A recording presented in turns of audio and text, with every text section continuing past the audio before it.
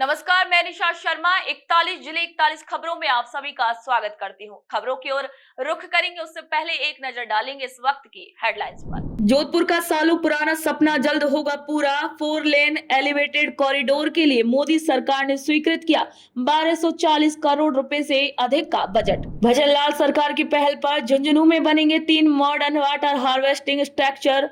शहर को जलभराव की समस्या से मिलेगी निजात। विकसित कृषि संकल्प अभियान के तहत शिविरों का हुआ आयोजन। किसानों को बताई गई उन्नत खेती की तकनीकें। मुख्यमंत्री श्री भजनलाल शर्मा द्वारा शुरू किए गए वंदे गंगा अभियान के तहत प्रदेश भर में हुए जल संरक्षण के काम आमजन में दिखा भारी उत्साह। चलिए अब खबरों पर विस्तार से चर्चा करते हैं। जल संसाधन मंत्री श्री सुरेश सिंह रावत ने करौली के पांचना बांध पर करौली और धौलपुर जिलों की कई जल संरक्षण परियोजनाओं का भूमि पूजन, शिलान्यास और लोकार्पण किया। इसी मौके पर उन्होंने कहा कि वंदे गंगा जल संरक्षण जन अभियान को जन आंदोलन बनाने के लिए जनप्रतिनिधियों, अधिकारियों, कर्मचारियों, पर्यावरण प्रेमियों और आम लोगों की सक्रिय भागीदारी जरूरी है। उन्होंने सभी से जल स्रोतों की सफाई कर अभियान को सफल बनाने की भी अपील की। मंत्री ने बताया कि करौली जिले में 28 करोड़ रुपए से अधिक की लागत से 4 परियोजनाएं और धौलपुर जिले में 7 महत्वपूर्ण परियोजनाएं शुरू की गई हैं। संगम स्थली पांचना बांध पे हमने 23 करोड़ से अधिक कार्यों का शिलान्यास और कुछ का लोकार्पण किया हमने। धौलपुर का भी, क्योंकि धौलपुर करौली से सटा हुआ है तो लगभग 61 करोड़ के कामों का भी वहाँ हमने शिलान्यास किया है। निश्चित रूप से पांचना बांध हमारे लिए एक जीवनदायिनी का काम करता है।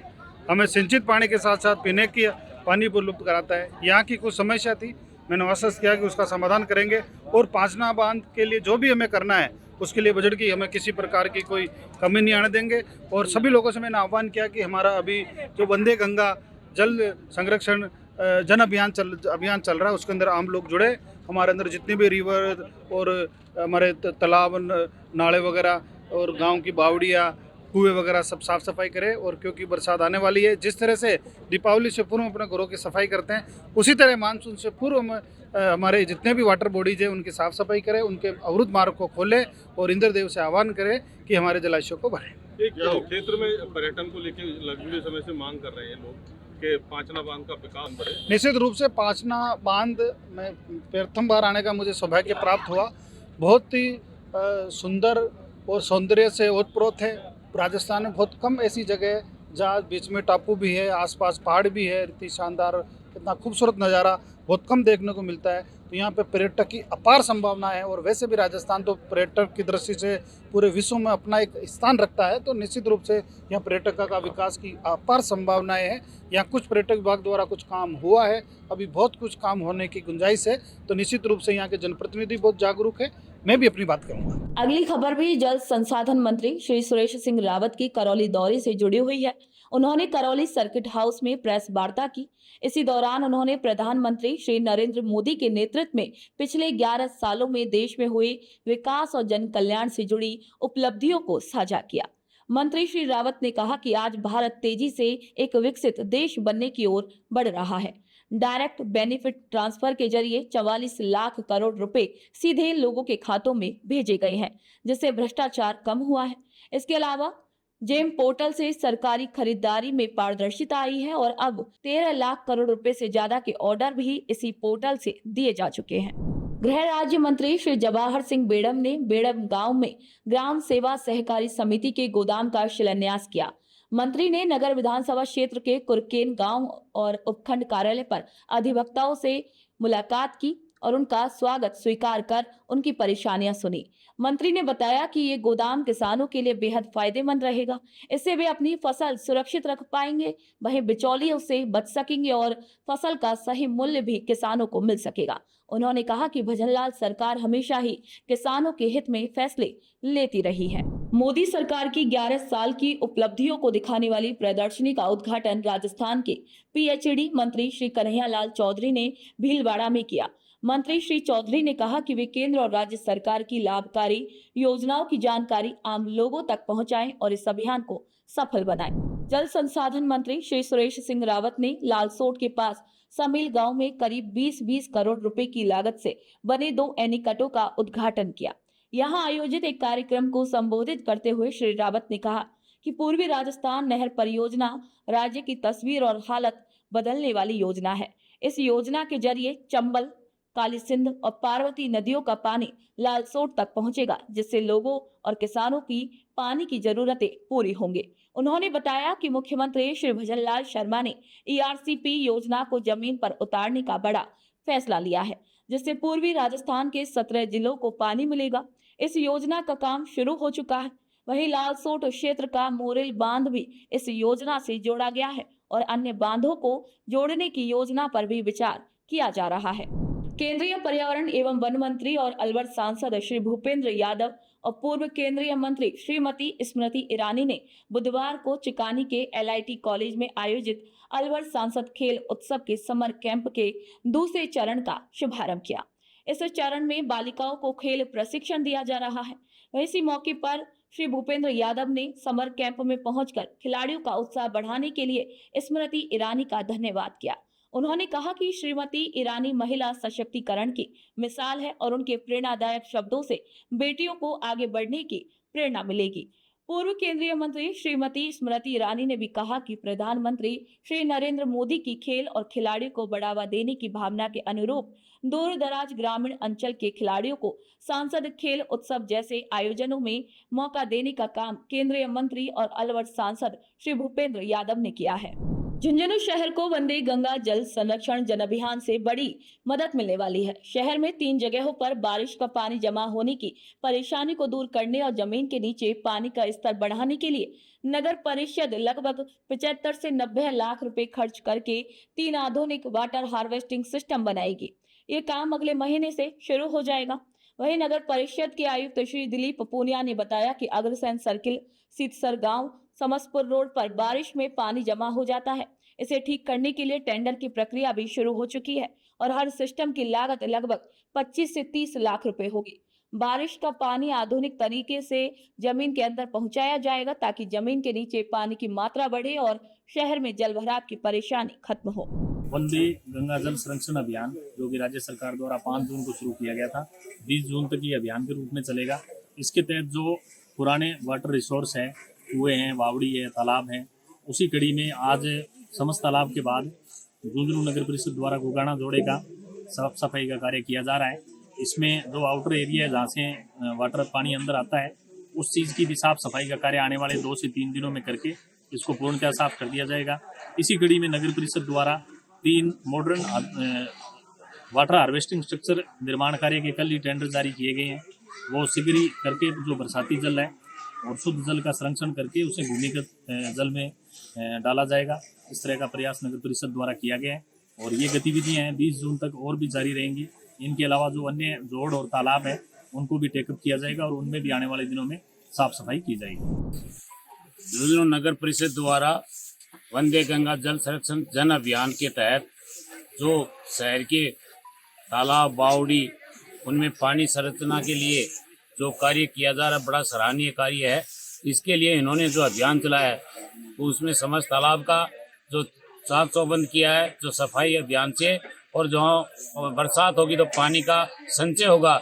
इसी तरह से आज यहाँ जो मनसा माता मंदिर के यहाँ इस जोड़ और इस तालाब का जो जीर्णोद्वार करने के और इसकी साफ सफाई करके इसमें पानी की व्यवस्था होगी। बरसात के दिनों में माननीय मुख्यमंत्री भजनलाल जी की जो योजना है उसके तहत 5 तारीख से शुरू हुआ ये कार्यक्रम 20 तारीख तक पूरे शहर के लिए जो भी अपने जो स्रोत हैं पानी के उनमें सफाई अभियान चला के और एक शहर को भी स्वच्छता का संदेश देंगे और पानी की व्यवस्था के लिए भी पानी का जल स्तर कैसे ऊपर रहे इस बात के लिए भी उन्होंने नगर परिषद ने जो अभियान चलाया उस बात के लिए नगर परिषद का हम धन्यवाद ज्ञापित करते हैं जिन्होंने इतना बड़ा अभियान चला के रोज इस शहर की कायाकल्प पलटने के लिए जो कार्य किया। जोधपुर वासियों को अब ट्रैफिक की परेशानी से जल्द निजात मिलने वाली है। यहाँ करीब 7 किलोमीटर लंबा 4 लेन एलिवेटेड रोड बनाया जाएगा। इसके लिए केंद्र सरकार ने लगभग 1243 करोड़ की मंजूरी दी है। स्थानीय विधायक श्री अतुल भंसाली ने इस फैसले के लिए प्रधानमंत्री श्री नरेंद्र मोदी और केंद्रीय सड़क परिवहन मंत्री श्री नितिन गडकरी का धन्यवाद किया है। उन्होंने कहा कि ये सड़क लोगों की लंबे समय से मांग थी जिसे अब पूरा किया जा रहा है। इस एलिवेटेड रोड से जोधपुर में ट्रैफिक की सुविधा बढ़ेगी और लोगों को यात्रा करने में आसानी होगी। 1243 करोड़ रुपए की एलिवेटेड रोड भी अप्रूव करके दी है। मैं हमारे लोकप्रिय सांसद जोधपुर के आदरणीय गजेंद्र जी शेखावत जी के धन्यवाद दूंगा, राजेंद्र जी गहलोत का भी दूंगा, जोधपुर की जनता को भी धन्यवाद।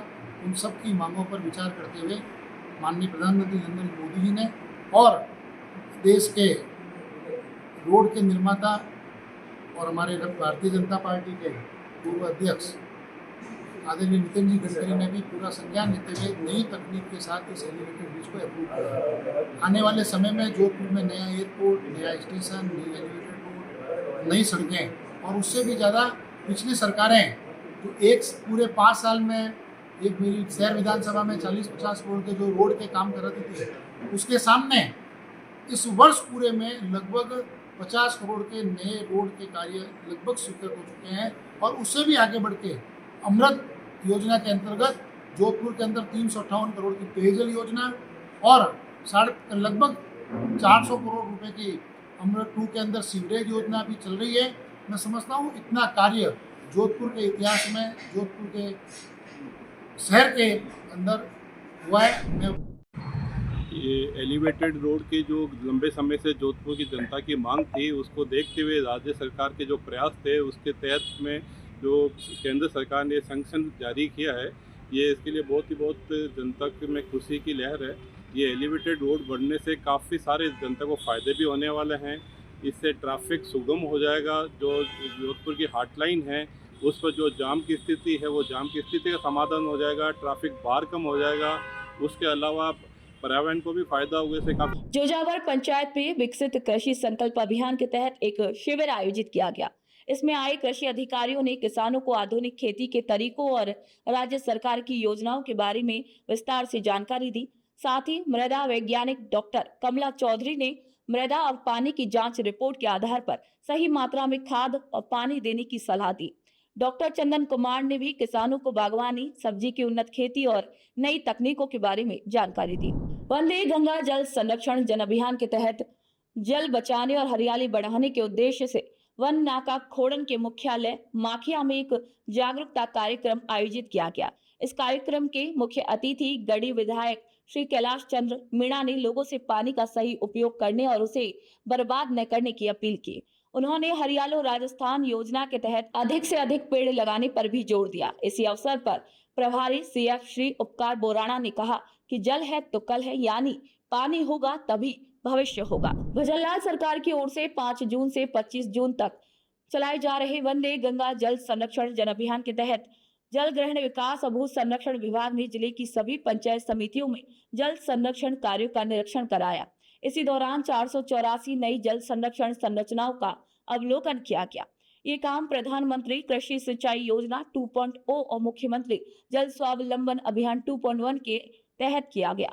वाटरशेड सेल के परियोजना प्रबंधक और अधीक्षण अभियंता श्री उमेश चंद्र गुप्ता ने बताया कि जिले के सभी ब्लॉकों में ग्रामीणों ने तालाबों की सफाई और खुदाई में बढ़ चढ़कर श्रमदान किया। वंदे गंगा जल संरक्षण जन अभियान के तहत जिले में चल रही गतिविधियों में लोगों की भागीदारी बढ़ाने और अभियान को सफल बनाने के लिए बुधवार को जिला परिषद सभागार में प्रेस कॉन्फ्रेंस आयोजित की गई। इस प्रेस वार्ता की अध्यक्षता मुख्य कार्यकारी अधिकारी श्री गौरव बुड़ानिया ने की। उन्होंने मीडिया को अभियान की पूरी जानकारी देते हुए बताया कि राज्य सरकार ने जल संरक्षण और वर्षा जल को संचित करके भूजल स्तर सुधारने के लिए यह अभियान शुरू किया है। इसका उद्देश्य आम लोगों को जल संरक्षण के प्रति जागरूक करना और उसे इससे जोड़ना है। गौरव बुड़ानिया ने यह भी कहा कि जब समाज के सभी वर्ग मिलकर इसमें भाग लेंगे तभी ये अभियान एक बड़े जन आंदोलन का रूप ले पाएगा। आज हमारी जो प्रेस कॉन्फ्रेंस हुई उसमें वंदे गंगा जल संरक्षण जन अभियान के बारे में हमने चर्चा की। हमने पिछले जो हफ्ते में जो एक्टिविटीज की उनके बारे में बताया। जो हमारे अलग अलग डिपार्टमेंट्स हैं, पंचायती राज विभाग है, जो शिक्षा विभाग है, एग्रीकल्चर विभाग है, इन सब लोगों ने क्या क्या एक्टिविटीज की उनके बारे में बताया, जल संसाधन विभाग के बारे में। और आगे आने वाले हफ्ते में हम कौन से जो कार्य करने वाले हैं इसकी सूचना भी मीडिया को दी। मीडिया की तरफ से भी काफ़ी अच्छे सुझाव आए, तो जिसमें मतलब कि कुछ नाले का सौंदर्यीकरण से रिलेटेड भी सुझाव आया था और बाकी जो हैंडपम्प से रिलेटेड कुछ सुझाव आए हैं तो उनको हम निश्चित रूप से देखेंगे। और जो वृक्षारोपण से रिलेटेड भी कुछ सुझाव हमें मिले उनको हम जरूर इस बार यूज करेंगे। हमारे जिले को 16 लाख का टारगेट मिला है हरियाणा राजस्थान में, हम उसको भी पूरी अच्छी कोशिश करेंगे कि उन सभी पेड़ पौधों को एकदम सही वैज्ञानिक तरीके से लगाया जाए, ताकि उनके जो सर्वाइवलिटी रेट है उसको हम ज़्यादा से ज़्यादा इंश्योर करें। और सभी मतलब मेरे शहरवासियों से और ग्रामवासियों से मेरा निवेदन है कि आप सब लोग भी इस अभियान में बढ़ चढ़ के हमारे साथ पार्टिसिपेट करें। भजनलाल सरकार की बजट घोषणा के तहत दिव्यांगों के जीवन को आसान बनाने के लिए 2 दिवसीय शिविर का आयोजन पंचायत समिति परिसर में किया गया। शिविर का शुभारंभ विधायक श्री रमेश खींची और एसडीएम श्री श्याम सुंदर चैतीवाल की मौजूदगी में हुआ। इस शिविर में सामाजिक न्याय एवं अधिकारिता विभाग द्वारा विशेष योगजन की जरूरत और पात्रता के मुताबिक कृत्रिम अंग और सहायक उपकरण बांटने का काम किया गया, ताकि वे आत्मसम्मान के साथ जीवन जी सके। छात्रावास अधीक्षक श्री कुलदीप शर्मा ने बताया कि ये शिविर प्रोजेक्ट पहचान अलवर की पहचान आत्मनिर्भर दिव्यांग के तहत आयोजित किया गया। इसका उद्देश्य जिले में दिव्यांगजनों का पंजीकरण बढ़ाना, उन्हें डिजिटल प्रमाण पत्र और यूडीआईडी कार्ड जारी करना और उन्हें विभाग की योजनाओं का लाभ दिलाना है। राज्य सरकार के निर्देशानुसार माननीय मुख्यमंत्री भजनलाल शर्मा जी की बजट घोषणा में दिव्यांगजनों के सशक्तिकरण के लिए जो पंचायत समिति वार शिविर लगाए जा रहे हैं, उसी के अनुक्रम में 2 दिवसीय शिविर का आयोजन कठुमर में प्रारंभ हुआ। इस शिविर के दौरान 192 कुल हमने दिव्यांगों के पंजीयन किए, जिनमें से 56 के लिए हमने दिव्यांगता प्रमाण पत्र जारी कर दिए हैं और 69 दिव्यांग ऐसे हैं जिनके लिए उपकरण की अनुशंसा कर दी गई है। इसके साथ साथ 24 दिव्यांग ऐसे हैं जिनके लिए रोडवेज बस पास भी जारी किए गए हैं। तो दिव्यांगजनों के सशक्तिकरण के लिए और माननीय मुख्यमंत्री श्री भजनलाल जी शर्मा के आमजन को जो दिव्यांगजन है उनके दैनिक जीवन की जो गतिविधियां हैं उनको सुगम बनाने के लिए, उनके सशक्तिकरण के लिए और बड़ी संवेदनशीलता से ये शिविर लगाए जा रहे हैं, जिसमें दिव्यांग बढ़ चढ़कर हिस्सा ले रहे हैं उत्साहपूर्वक। और कितने उपकरण वितरित किया गया आज मौके पर माननीय स्थानीय विधायक हैं श्री रमेश खींची जी, उनके कार्यक्रमों द्वारा 5 दिव्यांगजनों को हमने सहायक उपकरण वितरित किए हैं, जिनमें tricycle, wheel chair, blind stick और हियरिंग एड से हमने उनको दावन दिया। भजनलाल सरकार के निर्देश पर जिला कलेक्टर डॉक्टर आरतिका शुक्ला ने कठुमर उपखंड के खेड़ामेड़ा गांव में आयोजित रात्रि चौपाल में हिस्सा लिया। इसी दौरान उन्होंने गांव के लोगों की समस्याएं सुनी और उनसे बातचीत भी की। कलेक्टर ने खेड़ामेड़ा और आसपास के गांव से आए ग्रामीणों से बुनियादी सुविधाएं जैसे स्वास्थ्य सेवाएं और अन्य विभागों की योजनाओं के बारे में फीडबैक लिया। उन्होंने ग्रामीणों से वंदे गंगा जल संरक्षण जन अभियान से जुड़ने की भी अपील की, ताकि पानी की हर बूंद को बचाया और संजोया जा सके। कलेक्टर ने तालाबों और जोहड़ों की सफाई, पानी जमा होने वाले रास्तों पर सोख्ता गड्ढे बनाने जैसे कार्य करवाने के भी निर्देश दिए। आखिर में उन्होंने ग्रामीणों को जल संरक्षण की शपथ भी दिलाई। नंबर में आप देख सकते हैं काफी ग्रामीण आए और मुझे धरातल पे जो इनकी समस्याएं थी वो जानने का एक मौका मिला। मौके पे भी हमने 2-3 काम ऐसे थे जो सैंक्शन कराने की व्यवस्था करवाई, तो चाहे वो कीचड़ हो या सड़क हो या और छोटे छोटे काम हो, प्रधानमंत्री आवास में नाम जोड़ना हो, तो ग्रामीणों से मिलके उनसे 1 to 1 ये जो रात्रि चौपाल का कार्यक्रम है उसमें बड़ा ही सहज तरीके से वो कलेक्टर के सामने ये बातें कर पाते हैं। तो बहुत ही अच्छा मुझे लगा ये देख के। इसके साथ ही जो अभी वंदे गंगा अभियान चल रहा है, हमने उसमें भी एक लंबी विस्तृत चर्चा की और सभी ग्रामीणों को बताया उनके दायित्व और सरकार क्या काम करती है, उसमें क्या क्या हमने इनिशिएटिव लिए हैं।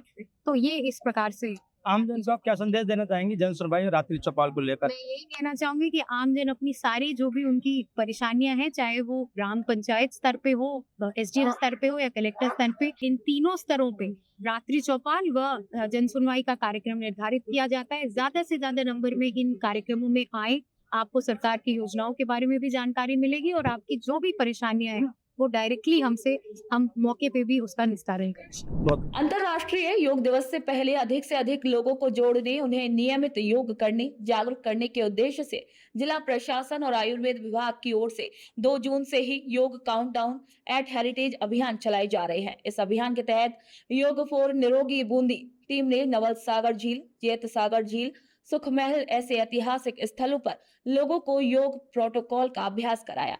जिला आयुर्वेद चिकित्सालय बूंदी के पीएमओ डॉक्टर सुनील कुशवाहा ने ये बताया कि मुख्यमंत्री श्री भजनलाल शर्मा के निर्देशों के मुताबिक धार्मिक और ऐतिहासिक जगहों पर योग कराए जा रहे हैं। ये अभियान जिला कलेक्टर श्री अक्षय गोदारा के मार्गदर्शन में चल रहा है। 11वां अंतर्राष्ट्रीय योग दिवस 21 जून 2025 को मनाया जाएगा। बूंदी में मुख्य समारोह खेल संकुल में होगा प्रातः 6:30 बजे से, और माननीय मुख्यमंत्री जी भजनलाल जी के निर्देशानुसार ऐतिहासिक स्थल, धार्मिक स्थलों और पर्यटन स्थलों पर भी योगाभ्यास प्रोटोकॉल का अभ्यास नियमित रूप से कराया जा रहा है। तो बूंदी में हमने आज सुख महल, जैत सागर और नवल सागर में योगाभ्यास करवाया। तो योग प्रोटोकॉल के अभ्यास के साथ ही लोगों को जागरूक किया योग के प्रति और अंतर्राष्ट्रीय योग दिवस में सहभागिता सुनिश्चित करने के लिए और नियमित योगाभ्यास के लिए। तो योग फॉर निरोगी बूंदी की टीम जिला प्रशासन और आयुष विभाग के संयुक्त तत्वाधान में चल रही इस कार्यक्रम में हेरिटेज स्थलों पर लगातार जा रहे हैं और आम लोगों से अपील है कि नियमित योगाभ्यास करें और योग को अपने जीवन का हिस्सा बनाएं। विकसित कृषि संकल्प अभियान के तहत जयपुर जिले की सभी पंचायतों में कृषि विभाग के अधिकारी और वैज्ञानिक किसानों को कृषि, बागवानी, पशुपालन और अन्य विभागों की सरकारी योजनाओं की जानकारी दे रहे हैं।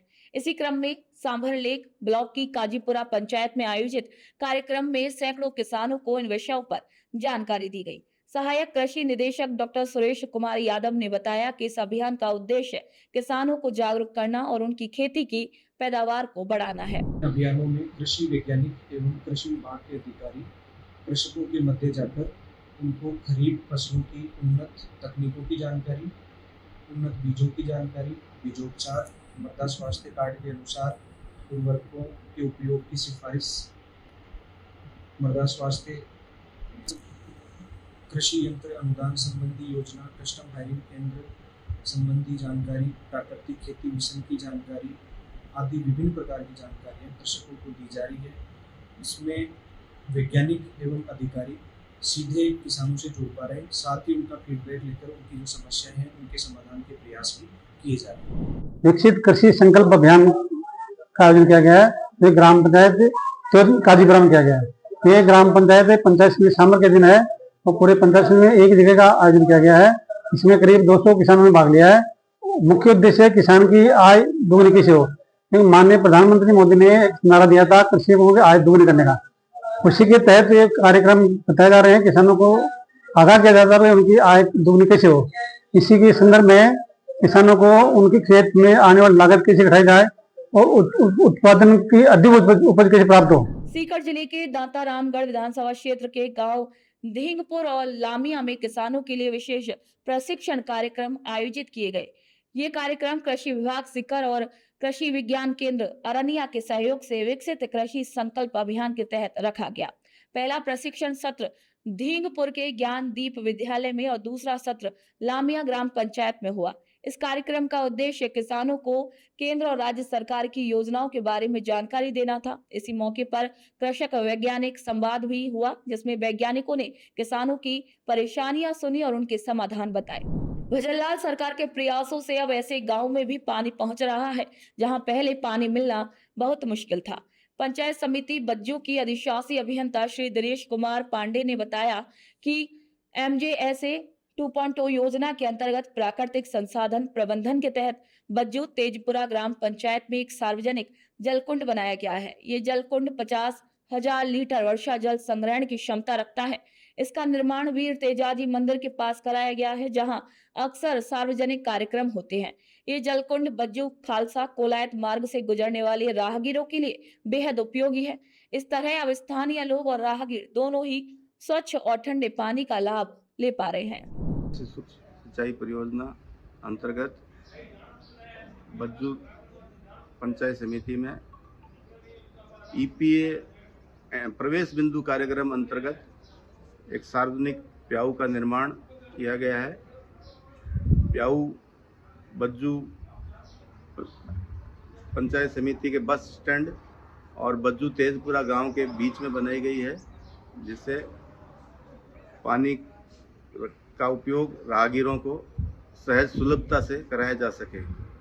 प्याऊ का निर्माण के लिए 1.25 लाख रुपए स्वीकृत किए गए थे एवं प्याऊ निर्माण का व्यय राशि 1.05 लाख रुपए है। प्याऊ में ठंडा पानी 24 घंटे उपलब्ध रहता है एवं प्याऊ के पास में एक सार्वजनिक टांके का निर्माण भी तेजाजी मंदिर के पास किया गया है, जिसमें 50,000 लीटर पानी की क्षमता वर्षा जल का संग्रहण करने की है। खाद्य एवं नागरिक आपूर्ति मंत्री श्री सुमित गोदारा ने कहा कि जो लोग आर्थिक रूप से सक्षम हैं, उन्हें खाद्य सब्सिडी छोड़ने के लिए प्रेरित करने के उद्देश्य से पिछले साल गिव अप अभियान शुरू किया गया था। इस अभियान के तहत अब तक 21 लाख अपात्र लोगों ने खाद्य सब्सिडी छोड़ दी है। उन्होंने बताया कि खाद्य सुरक्षा पोर्टल के दोबारा शुरू होने के बाद 37 लाख नए जरूरतमंद लोग इस योजना से जुड़ चुके हैं। कोटा में एक समीक्षा बैठक के दौरान मंत्री ने कहा कि यहां 31 अगस्त तक गिव अप अभियान के तहत खाद्य सब्सिडी छोड़ने वालों की संख्या 6% से अधिक होनी चाहिए। उन्होंने अधिकारियों से लंबित आवेदनों की समीक्षा करने और नए पात्र लोगों को योजना से जोड़ने के निर्देश दिए हैं। गणेशपुरा ग्राम पंचायत के लखमनियास गांव में वन विभाग ने वंदे गंगा जल संरक्षण जन अभियान के तहत नाड़ी की सफाई और उसे गहरा करने के लिए श्रमदान कार्यक्रम का आयोजन किया। वन विभाग की कर्मचारी और ग्रामीण मिलकर पुरानी जल संरचना की सफाई कर नाड़ी को उन्होंने खोदा और गहरा किया। इसी दौरान ग्रामीणों को तुलसी के पौधे भी वितरित किए गए। क्षेत्रीय वन अधिकारी गीता शर्मा ने जल संरक्षण, वन और वन्य जीवों के संरक्षण से मानव जीवन को होने वाले फायदे भी बताए। राजकीय नर्सिंग कॉलेज में आरबीएम अस्पताल के कर्मचारियों के लिए आग से बचाव और आग बुझाने का 3 दिन का प्रशिक्षण शिविर रखा गया। देश में कई जगहों पर ऊंची इमारतों में अक्सर आग लगने की घटनाएं हो जाती हैं। अगर लोग आग को कैसे बुझाएं ये जाने तो नुकसान कम हो सकता है। इसीलिए ये प्रशिक्षण आयोजित किया गया है।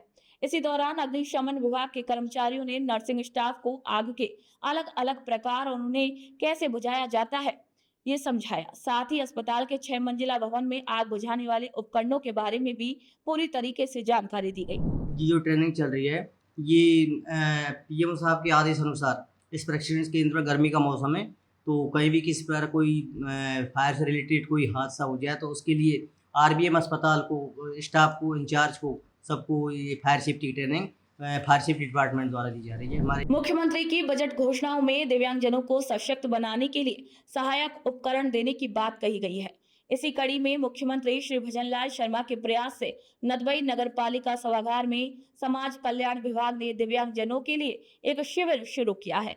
इस शिविर में दिव्यांगजनों को विभाग की योजनाओं के बारे में जानकारी दी गई और उन्हें सहायक उपकरण उपलब्ध कराने के लिए उनका रजिस्ट्रेशन भी किया गया। ये 4 दिन चलने वाला शिविर शहरी और ग्रामीण दोनों ही क्षेत्रों के दिव्यांगजनों के लिए है ताकि वे भी इसका लाभ ले सके। माननीय मुख्यमंत्री महोदय की बजट घोषणा अनुसार दिव्यांगजन के लिए सहायक उपकरण उपलब्ध कराने हेतु पूरे राजस्थान में सामाजिक न्याय अधिकारिता विभाग द्वारा कैंप आयोजित किए जा रहे हैं। इनमें भरतपुर जिला कलेक्टर महोदय द्वारा शेड्यूल जारी किया गया है जिसके अनुसार प्रत्येक ग्राम पंचायत और नगर पालिका क्षेत्र में इस तरह के कैंप आयोजित किए जा रहे हैं। इनमें कोई भी दिव्यांगजन जिसको सहायक उपकरण लेने हो और उसका दिव्यांग सर्टिफिकेट हो, पात्र हो, वो इस कैंप में आके रजिस्ट्रेशन करवा सकता है। इनकी डिमांड के अनुसार इनके लिए वितरण शेड्यूल अलग से जारी किया जाएगा। वैर विधायक श्री बहादुर सिंह कोहली ने उप जिला अस्पताल का औचक निरीक्षण किया। उन्होंने अधिकारियों को निर्देश दिए कि डॉक्टर हमेशा अस्पताल में मौजूद रहें और मरीजों की अच्छी सेवा करें। उन्होंने अस्पताल के वार्डों की साफ सफाई पर भी ध्यान देने के लिए कहा। विधायक ने डॉक्टरों का उपस्थिति रजिस्टर देखा और मरीज भर्ती वार्ड का भी निरीक्षण किया और अधिकारियों को जरूरी दिशा निर्देश भी दिए। डीग में जिला स्वास्थ्य सोसाइटी की बैठक पंचायत समिति सभागार में जिला कलेक्टर श्री उत्सव कौशल की अध्यक्षता में हुई। इस बैठक में विभिन्न स्वास्थ्य योजनाओं की समीक्षा की गई। आने वाले समय में बेहतर स्वास्थ्य सेवाएं देने के लिए भी योजनाएं बनाई गई। जिला कलेक्टर ने कहा कि स्वास्थ्य केंद्रों को और बेहतर बनाया जाए, लोगों को स्वास्थ्य के प्रति जागरूक किया जाए और सभी योजनाएं सही तरीके से भी लागू हों। एक खास पहल के तहत जिला कलेक्टर खुद टीबी रोगियों के निक्षय मित्र बने और लोगों से अपील की कि वे भी निक्षय मित्र बने और टीबी रोगियों को पोषण किट दें ताकि उन्हें बेहतर देखभाल मिल सके।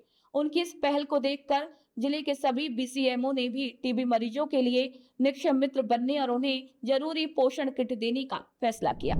कामा पंचायत समिति की ग्राम पंचायत सवलाना में रात्रि चौपाल का आयोजन किया गया, जहां ग्रामीणों की समस्याएं सुनी गई और कई शिकायतों का तुरंत समाधान किया गया। चौपाल में एसडीएम श्री सर्वेश कुमार शर्मा ने ग्रामीणों से सीधे संवाद किया और अधिकारियों को मौके पर ही जरूरी निर्देश दिए।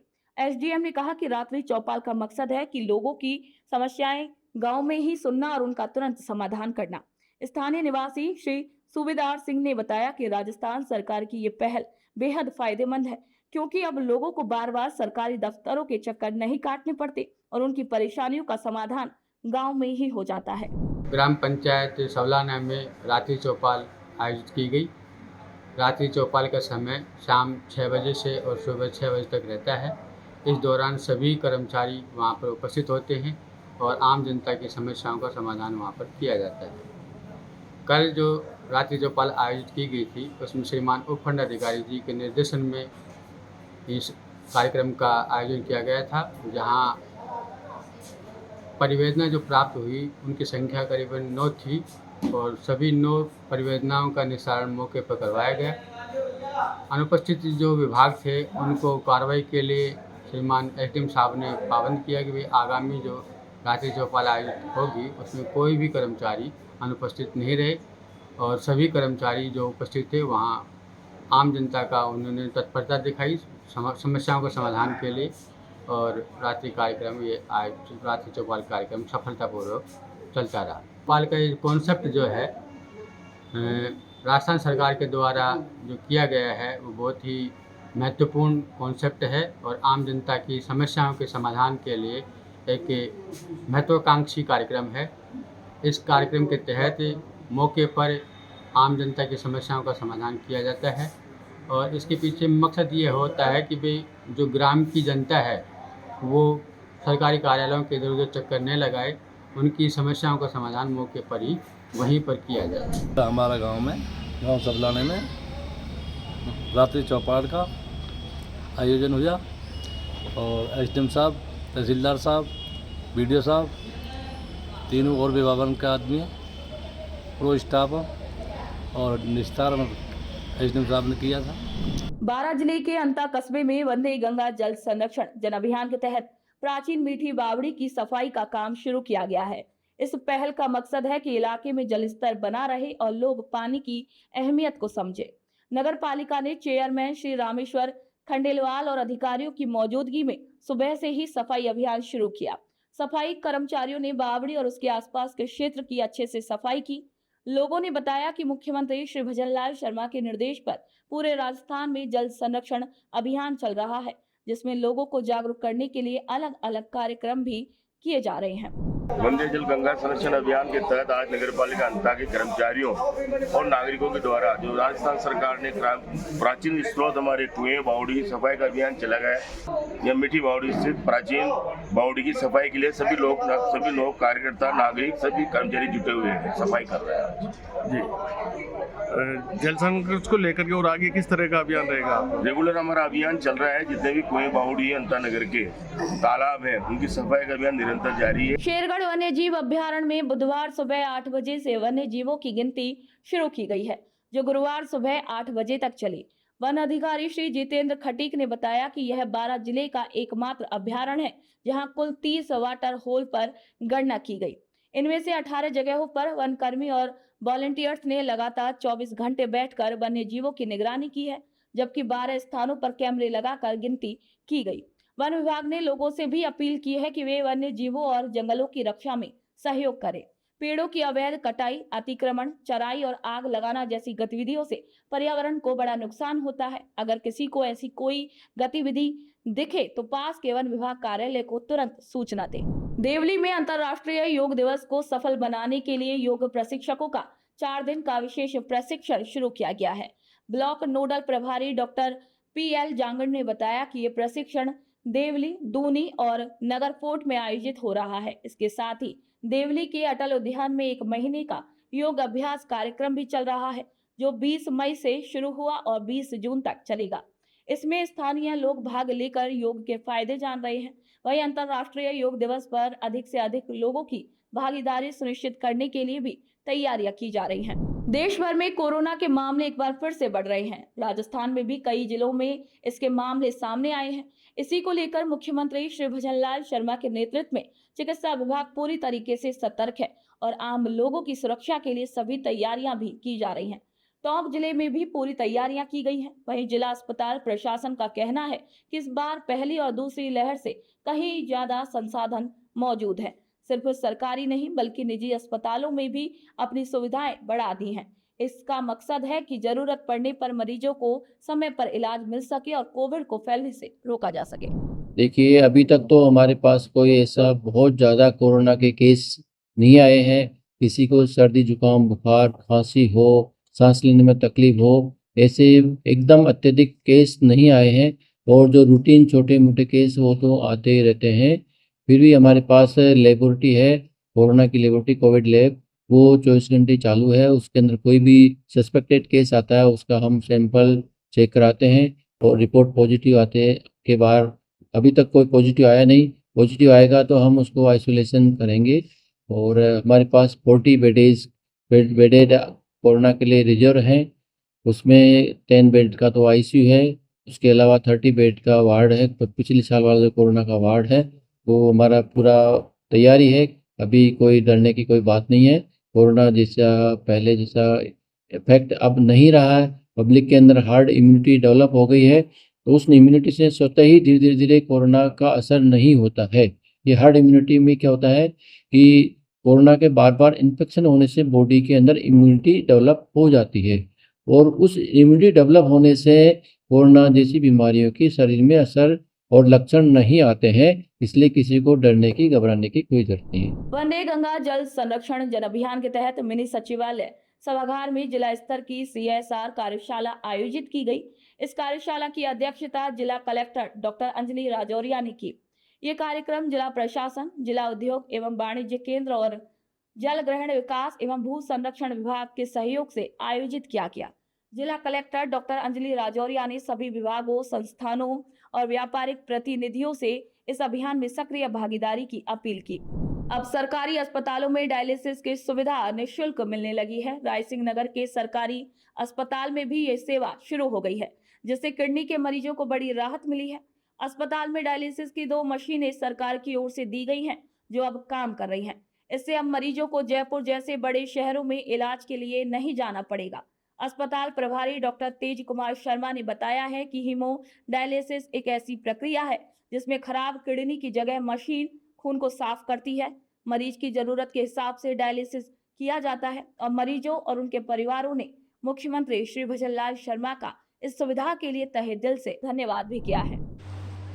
भारत सरकार प्रधानमंत्री डायलिसिस योजना राज्य सरकार द्वारा फरवरी 2025 में रीनल प्रोजेक्ट कंपनी से MOU हुआ। उसके तहत रायसिंह CSC पे 19 अप्रैल को डायलिसिस 19 मई को डायलिसिस मशीनों का संचालन सुचारू रूप से कर दिया गया है। इससे मरीजों को जो क्रोनिक CRF के पेशेंट है, CKD के, उन मरीजों को राहत मिल रही है। उनका आर्थिक रूप से भी वो फ्री ऑफ कॉस्ट इस योजना के तहत डायलिसिस किया जा रहा है। हमारी संस्था पे एवरेज 50 मरीज प्रति माह के हिसाब से डायलिसिस हो रही है। मंडावा में 11 जून को मुख्य ब्लॉक शिक्षा अधिकारी कार्यालय में नई सुविधाओं और सजावट का उद्घाटन कार्यक्रम हुआ। ये कार्यक्रम CBEO श्री अशोक शर्मा और नायब तहसीलदार श्री मुकेश सिहाग की मौजूदगी में आयोजित किया गया। इसी मौके पर ब्लॉक मंडावा के राजकीय स्कूल की टॉपर छात्रा अनीता ने फीता काट कर ये उद्घाटन किया। ये कार्यक्रम राज्य सरकार के बालिका शिक्षा को बढ़ावा देने के लिए विशेष अभियान के तहत हुआ है, ताकि लड़कियों को प्रोत्साहित किया जा सके। जगह उसका प्रभाव पड़ेगा। हमारे लिए अभिमान की बात है, मंडावा ब्लॉक की टॉपर हमारी भालू विद्यालय की बच्ची है अनीता। उसने टॉप किया है पूरे ब्लॉक को। उस बच्ची का सम्मान करना। दूसरी बात कि मंडावा शिक्षा विभाग के कार्यालय में पिछले 10-12 दिन से हम सब यहाँ के कर्मचारियों ने मिलकर और साथ ही कुछ भामाशाहों के सहयोग से कुछ नवाचार किया है। खेतड़ी पंचायत समिति सभागार में सामाजिक सुरक्षा और स्वास्थ्य विभाग ने साथ मिलकर BCMO डॉक्टर हरीश यादव के नेतृत्व में विशेष योगीजन शिविर आयोजित किया है। डॉक्टर यादव ने बताया कि इस शिविर में 18 tricycle, 11 wheel chair, 6 hearing aid के लिए आवेदन मिले हैं। इसके अलावा 2 दिव्यांगजनों के लिए पालनहार योजना, 1 दिव्यांग के लिए सामाजिक सुरक्षा पेंशन योजना के आवेदन भी स्वीकृत किए गए हैं। इस शिविर में अस्थि रोग विशेषज्ञ ने 12 दिव्यांगों को प्रमाण पत्र दिए। मनोरोग विशेषज्ञ ने 4 और नेत्र रोग विशेषज्ञ ने 1 दिव्यांग को प्रमाण पत्र प्रदान किया। आज राज्य सरकार के आदेश अनुसार दिव्यांगजनों के लिए शिविर का आयोजन खेतड़ी ब्लॉक में किया जा रहा है, जिसके अंदर आग नाक कान गला, मनोरोग, अस्थि रोग विशेषज्ञ और ENT विशेषज्ञों के द्वारा दिव्यांग प्रमाण पत्र जारी किए जा रहे हैं तथा इसके साथ में समाज कल्याण विभाग के द्वारा इसके अंदर ट्राईसाइकिल और कृत्रिम अंग उपलब्ध कराए जा रहे हैं। विशेष योग्यताओं को सुविधाएं उपलब्ध करवाने के लिए आज राज्य सरकार के मंशानुसार एक दिवसीय विशेष योग्यता शिविर का आयोजन पंचायत समिति खेतड़ी में किया गया। शिविर में मेडिकल टीम की तरफ से दिव्यांग प्रमाण पत्र जारी किए गए एवं सामाजिक न्याय एवं अधिकारिता विभाग की ओर से जो दिव्यांग कैंप में पधारे उनको आवश्यक उपकरण, व्हीलचेयर, ट्राईसाइकिल इत्यादि के फॉर्म भरवाए गए। अभी तक कैंप की प्रोग्रेस में 16 ट्राईसाइकिल, 8 व्हीलचेयर एवं 3 हेयरिंग एड के उपकरण रजिस्ट्रेशन किए गए। खेतड़ी के राजकीय बालिका उच्च माध्यमिक विद्यालय में 7 दिन चलने वाले भाषा संगम शिविर का उद्घाटन प्रधानाचार्य श्रीमती मंजू सैनी ने किया। श्रीमती मंजू सैनी ने बताया कि ये शिविर सोमवार से रविवार तक चलेगा। इसमें बच्चों को खुद का परिचय देना, नए शब्द सीखना, रोजमर्रा की बातचीत करना, अपनी संस्कृति को समझना और आत्मविश्वास बढ़ाना सिखाया जाएगा। इस शिविर में स्मार्ट क्लास के जरिए कई भाषाओं का ज्ञान दिया जा रहा है। इस समर कैंप में कक्षा 6 से 12 तक कुल 30 विद्यार्थी हिस्सा ले रहे हैं। वंदे गंगा जल संरक्षण जन अभियान के तहत जल ग्रहण विकास और भू संरक्षण विभाग ने ब्लॉक स्तर पर कार्यक्रम आयोजित किया। ये कार्यक्रम ग्राम नील का अंतेला में अमृत सरोवर पर हुआ। इसमें विराटनगर के विधायक श्री कुलदीप धनखड़ मुख्य अतिथि थे। उपखंड अधिकारी अमिता मान इसकी अध्यक्षता कर रही थी और इसी दौरान प्रधानमंत्री कृषि सिंचाई योजना 2.0 के तहत किए गए कामों का उद्घाटन किया गया। जल संरक्षण की महत्ता बताने के लिए सरोवर के पानी की पूजा अर्चना की गई। वहीं विधायक श्री कुलदीप धनखड़ और अन्य अधिकारियों ने सरोवर के आसपास पौधे भी लगाए। इसके अलावा वहां मौजूद लोगों, जनप्रतिनिधियों और अधिकारियों ने मिलकर सरोवर की साफ सफाई की और सामूहिक श्रमदान किया। 11वां अंतर्राष्ट्रीय योग दिवस 21 जून को मनाया जाएगा। इसके लिए CISF के जवान पहले से ही तैयारियां शुरू कर चुके हैं। CISF के अधिकारियों ने बताया कि इस बार योग दिवस की थीम है एक पृथ्वी एक स्वास्थ्य। इसका मतलब है कि योग सिर्फ हमारे शरीर को स्वस्थ नहीं रखता, बल्कि हमें धरती, जीव जंतुओं और पर्यावरण से भी जोड़ता है। स्वस्थ पर्यावरण ही हम सबकी सेहत की नींव है। बहरोड खेल स्टेडियम, जखराना, महाराजावास और आसपास के क्षेत्रों में भी योग अभ्यास कराए जा रहे हैं। आम जनता को इस मुहिम से जुड़ने के लिए प्रेरित किया जा रहा है और रोजाना जागरूकता अभियान भी चलाए जा रहे हैं।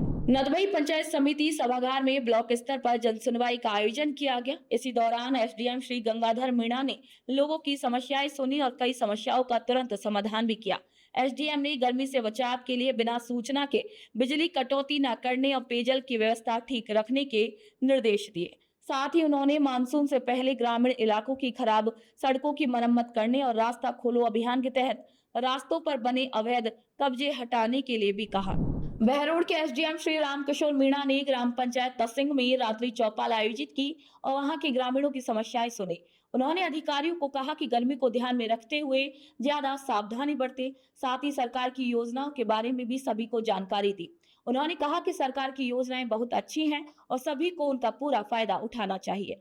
SDM ने यह भी कहा कि ग्रामीणों को बिजली, पानी और स्वास्थ्य संबंधी दिक्कतें नहीं होनी चाहिए। इसके अलावा ग्रामीणों ने बिजली, पानी, सड़क और अवैध कब्जे से जुड़ी 14 शिकायतें दी हैं, जहां SDM ने सभी समस्याओं को जल्द से जल्द हल करने के भी निर्देश दिए। भजनलाल सरकार शिक्षा के साथ साथ स्वास्थ्य सेवाओं को भी बेहतर बना रही है। इसी के तहत सरकार ने 104 जननी एक्सप्रेस सेवा शुरू की है, जिससे गर्भवती महिलाओं को अस्पताल तक पहुंचाना आसान हो गया है। केकड़ी विधानसभा क्षेत्र में भी 104 जननी एक्सप्रेस सेवा गर्भवती महिलाओं, प्रसूताओं और माताओं के लिए बेहद मददगार साबित हो रही है। ये सेवा खासकर ग्रामीण इलाकों में गर्भवती महिलाओं, माताओं और बच्चों के लिए लाभकारी साबित हो रही है। 104 नंबर डायल करने पर महिलाओं को अस्पताल से घर या घर से अस्पताल लेकर जाया जाता है। जरूरत पड़ने पर अन्य बड़े अस्पताल में भी भेजा जाता है। DC मनोज चौधरी ने बताया कि गर्भवती महिलाओं को घर से अस्पताल और अस्पताल से घर दोनों ही जगह 104 एम्बुलेंस लेकर जाती है। नेक्स्ट काम यह है कि अपने बगेरा, कादेड़ा और केकड़ी लोकेशन है, तीनों यहाँ की ब्लॉक की 3 गाड़ियाँ हैं। तो ये गर्भवती महिलाओं को छोड़ने का घर पे और घर से लाने का काम करती है। और जैसे कि अपने 1 साल का बच्चा रहता है, उनको घर से लाने का और वापस हॉस्पिटल दिखा के छोड़ने का काम करती है। उसके अलावा जननी एक्सप्रेस का काम जैसे नसबंदी हुआ, ये चीज़ें नसबंदी पेशेंट को भी घर पे छोड़ती है। वंदे गंगा जल संरक्षण जन अभियान के तहत झाड़ोल विधानसभा क्षेत्र की वन विभाग की नर्सरी कोलियारी में ब्लॉक स्तर पर कार्यक्रम आयोजित किया गया। इस कार्यक्रम में विकास अधिकारी श्री फलासिया प्रताप सिंह मीणा ग्रामवासी भी शामिल रहे। आगंतुकों का तिलक लगाकर स्वागत किया गया। सभी अधिकारियों ने नर्सरी का निरीक्षण किया और जल संरक्षण अभियान की समीक्षा की। नर्सरी के कर्मचारियों ने पौधों और बीजों के बारे में जानकारी दी। वहीं कार्यक्रम के अंत में नर्सरी की विशेष सफाई की गई और ग्रामवासियों को तुलसी के पौधे भी बांटे गए। नसीराबाद छावनी क्षेत्र में प्रधानमंत्री श्री नरेंद्र मोदी और मुख्यमंत्री श्री भजनलाल शर्मा की नीतियों के तहत बड़े पैमाने पर सौंदर्यकरण और अतिक्रमण हटाने का काम तेजी से चल रहा है। अधिकतर जगहों पर जब अतिक्रमण हटाया जाता है तो लोग विरोध करते हैं, लेकिन नसीराबाद में इस अभियान का लोग समर्थन कर रहे हैं। ये अभियान 4 चरणों में चलाया जा रहा है और पहले चरण में सर्कुलर रोड पर करीब 5 एकड़ जमीन से अतिक्रमण हटाया जा चुका है। तो जो अतिक्रमण हटाओ अभियान का जो दूसरा पड़ाव हमने पहले सर्कुलर रोड पे करा था नसीराबाद छावनी क्षेत्र में, अभी जो दूसरा पड़ाव हमने बस स्टैंड के सामने मिशन कंपाउंड के आगे जो डेली लोगों को बस स्टैंड में बस पकड़ने में, जहाँ मिशन कंपाउंड में जो मेन हमारा स्थल है वहां जाने में दिक्कत आ रही थी, लोगों की बहुत जगह से कंप्लेंट आ रही थी, तो उसको मद्देनजर रखते हुए हमने जो अभियान शुरू करा। इस अभियान का 2 मेन हमारा जो मकसद है, पहले किसी भी आदमी को, बड़ा हो, प्रभावशाली आदमी हो, छोटा आदमी हो, गरीब हो, अमीर हो, किसी को भी बेरोजगार नहीं करा जाए। अगर वो बहुत समय से वहां पे काम कर रहा है तो उस कैबिन पे हम उसको एक जगह तो नहीं बोलूंगा, लेकिन उसको हटाई नहीं जाए। दूसरा, हमने उन कैबिनों पे काम करा है जो एक ही आदमी के पास 4-4, 5-5 कैबिन और आगे किराए पे लगा के और पैसा कमाना सरकारी जमीन पे, जो कि एक क्रिमिनल ऑफेंस है, उसके तहत जो ये काम कर रहे थे उसको हटाए।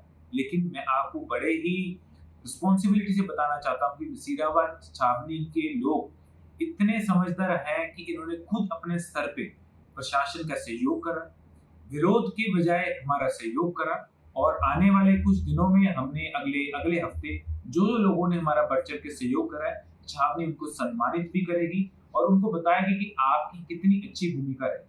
ये मिशन यहाँ पे खत्म नहीं हो जाता है, इसको हटा के हम एक पूरा स्टॉर्म वाटर ड्रेन, जो कि आने वाले मॉनसून में पानी के बहाव को सही रखने में, ताकि वहां पे जलभराव ना हो, उसमें होगा। आने वाले दिनों में वहां पे ब्लॉक टाइल लगा के शहर की सुंदरता को और बढ़ाया। राज्य सरकार के आदेश पर नीमका थाना में जेठ पूर्णिमा के दिन वन विभाग ने जंगलों में रहने वाले जानवरों की गिनती की। ये गिनती वाटर हॉल पद्धति से की गई, जिसमें जानवरों को पानी पीते समय देखा जाता है। नीमका थाना में 12 और पाटन में 10 जगहों पर पानी के पॉइंट बनाए गए। पूरे जिले में कुल 86 वाटर पॉइंट बनाए गए। इसी दौरान रात में डीएफओ श्री गुलजहारी लाल जाट और वाइल्ड लाइफ एसीएफ श्री श्रवण बाजिया ने इन जगहों का निरीक्षण किया। कर जिले के जो वन क्षेत्र हैं, वन क्षेत्र में 2 तरह के कंपोनेंट हैं। एक तो वहाँ की वाइल्ड लाइफ है, जो वन्य जीव बोला जाता है, और एक वहाँ की समृद्धता का कारण ये पेड़ पौधे हैं। इनके लिए पूरे सीकर जो ज़िला है उसमें 63,989 हेक्टेयर ज़मीन वो है, फॉरेस्ट लैंड है। इस फॉरेस्ट लैंड में जब पौधे लगाकर इसको हरी तिमास से आच्छादित करते हैं, तो इसका जो सफलता का पॉइंट है वो देखा जाता है कि इसमें जो वन्य जीवों की बढ़ोतरी कितनी हुई।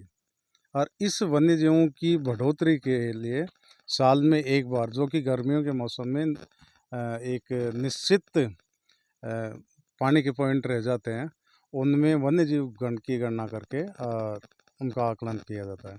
यदि आकलन में इनकी संख्या विशेष तौर पर उल्लेखित वृद्धि हो जाती है, तो ये समझा जाता है कि फॉरेस्ट एरिया बहुत अच्छी तरह से अपना सुरक्षित है और ये धीरे धीरे विकास की ओर है। और धीरे धीरे जितना डिग्रेडेशन होता जाए, वो उतने ही जानवर बाहर की तरफ निकलना शुरू कर देते हैं, पलायन करना शुरू कर देते हैं, तो उनकी संख्या में काफ़ी गिरावट आती है। तो इन चीज़ों को देखते हुए सीकर ज़िले में 86 पॉइंटों पर गणना की जा रही है, जिसमें प्रत्येक पॉइंट पर 2 व्यक्ति, जिसमें वहाँ का स्थानीय कार्मिक भी रहता है, कई जगह VFMC का सदस्य भी रहता है। तो उनको देखते हुए 86 पॉइंटों पर गणना की जा रही है। हमारे हर पॉइंट के ऊपर 2 स्टाफ कार्यरत हैं और वाटर होल पद्धति से इस बार यहाँ पे वन्यजीव गणना की जा रही है। वंदे गंगा जल संरक्षण जन अभियान के तहत राजसमंद जिले में जल बचाने और चारागाह विकसित करने के काम को मीडिया ने करीब से देखा। इसी मौके पर आमेट ब्लॉक के गांव बहादला और ग्राम पंचायत जिलौला में चल रहे जल संरक्षण और चारागाह विकास के कार्यों का निरीक्षण किया गया। कार्यक्रम में अधीक्षण अभियंता और परियोजना प्रबंधक श्री अनिल सनाडे ने विभाग के कामों के बारे में विस्तार से जानकारी दी और बताया कि जल संरक्षण क्यों जरूरी है। इस कार्यक्रम का उद्देश्य जिले में जल संरक्षण और प्राकृतिक संसाधनों को बचाने के लिए किए जा रहे प्रयासों को मीडिया के जरिए आम जनता के सामने लाना था। तो 41 जिले 41 खबरों में फिलहाल के लिए इतना ही। फिर आप सभी से मुलाकात होगी नई खबर नई जानकारी के साथ। तब तक के लिए मुझे दीजिए इजाजत। नमस्कार।